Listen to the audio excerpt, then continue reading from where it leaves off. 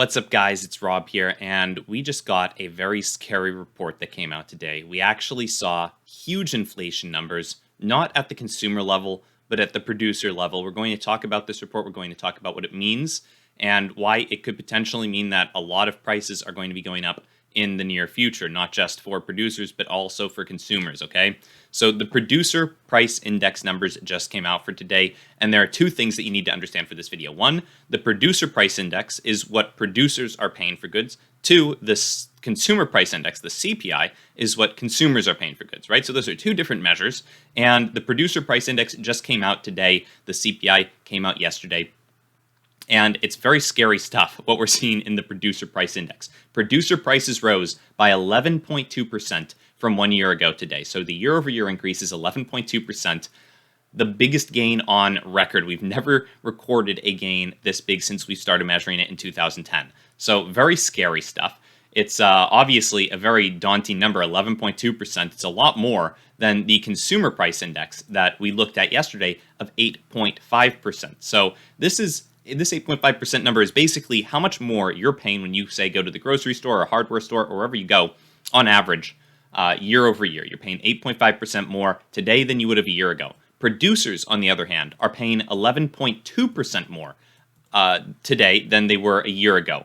So that's actually a disparity in those numbers, right? And what does that mean, right? What's going to happen? Well, there are two potential situations out of this, right? Either producers decide to eat the additional cost, right? They just decide to take the smaller profits that they're going to be making when they're selling their goods, and that will eventually show up in earnings calls, right? We'll eventually see earnings being slightly less than they once were because producers are paying more, but they're not charging as much more as they're paying, right? So we could see a hit to earnings. The second scenario, and what's more likely, is that eventually these two numbers will catch up to each other. Eventually, I think it's more likely that producers will start charging more than they already are for their goods. They'll start raising prices more and more, right? Because this report just came out for March, right? These are the March numbers that we just got. Producers need some time to actually raise their prices based on the new data that they're getting, right? So it's potentially very possible that we're going to continue to see big increases in consumer prices. We're probably going to see more rises in inflation, which unfortunately you see have already been rather elevated, right? We're already paying 8.5% more. Producers are paying 11.2% more. And unfortunately, it's looking like a situation where they're just going to keep raising their prices above the 8.5% that we've already seen. So we're already looking at a high inflationary environment. People are already very worried about that. And unfortunately, it's looking like we're probably going to continue to see this inflation. And over the next couple of months, it may get worse, right? The reason that producer prices are up quite a bit is most likely, especially this month, is most likely due to the conflict in Russia and Ukraine, right? As oil gets more expensive, that is a very direct cost that affects producers because that's what they use to transport all their goods. That's what they use to produce a lot of their goods. It's a big source of energy for them, right? So it's one of their big costs. And as that goes up in price, oil, which is a huge export from Russia, and a lot of companies have started self-sanctioning. There are a lot of countries that have decided to stop taking Russian oil. As the price of oil goes up, it's causing a lot of rises in the prices of goods that producers are paying and eventually the consumers will be paying. So that is something to watch out for, right? Over the next couple of months, hopefully that will get better. Hopefully oil prices will go down and we'll start seeing producers not paying quite as much as an 11.2% year over year increase. That's pretty dramatic. Now, what you guys have to worry about for yourselves, right? Obviously, you're not producers, and there's nothing that you can actually do to stop from having to pay more when you go to the store, right? There's nothing you can do at that level. But in terms of investments and what you guys can do to potentially protect yourself from inflation, there are a couple of things that I tend to think about, right? One, I definitely do not want to be selling stocks, right? This is not financial advice, just my personal opinion. The last thing I wanted to be doing is selling stocks. I do not want to start selling stocks and holding cash in a high inflationary environment, right? Because the more inflation there is, that's essentially saying the less cash is worth. And over the long term, you can see the cash has fallen dramatically in value since the 1700s. It's almost just been a straight line down. I mean, there have been a couple of bumps here and there, but most of this is just inflation, right? We're just seeing a bunch of inflation eat away at the value of cash as more is printed. We know a ton was printed over the past couple of years, and there's never been more cash in the system, right? We've just seen so much cash flooding the system. The value of the dollar is getting eaten away, even in terms of the CPI, right? We're seeing CPI numbers that we haven't seen in a long time. If you look at the max chart, it's been a long time since inflation has been shooting up like this. Now, the last time that it shot up like this is around the 80s, right? We saw very high inflation in the 80s.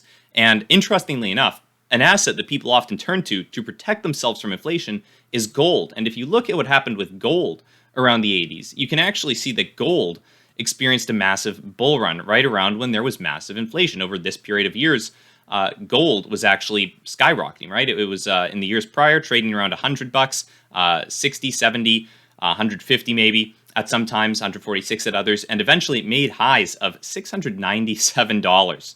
As recorded on this chart, right around the 1980s, right after a bunch of inflation had taken place. You can see right here, around 1980 is right around when we saw the peak of inflation, and then about a year after, or just a couple months after, actually, we did also see a peak in gold, and it was a pretty dramatic increase that we did end up seeing because people often flock to gold as it's a hedge against inflation. Now, you can see the dollar has continued to lose value in terms of gold, right? It remained stagnant for a while, but over the more recent decade, we've actually seen gold continue to rise in price, and we're pretty darn close to all-time highs with the price of gold right now.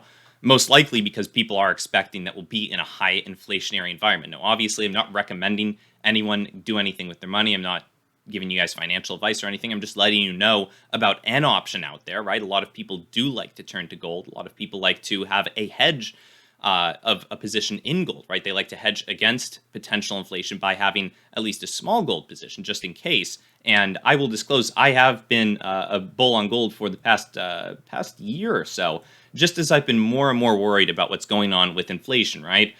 Because I did see the government print a whole bunch of money, right? We saw the Fed being very generous with the money that they were handing out. The federal government was doing stimulus left and right. We saw a ton of money enter the system. It made me very wary of potential inflation that we could see. And so I decided to start getting into gold about a year ago. Now, we'll potentially see gold go much higher as more people jump on this trend, as more people realize that inflation is spiking, right? We did see the price of gold peak a couple months after inflation topped out.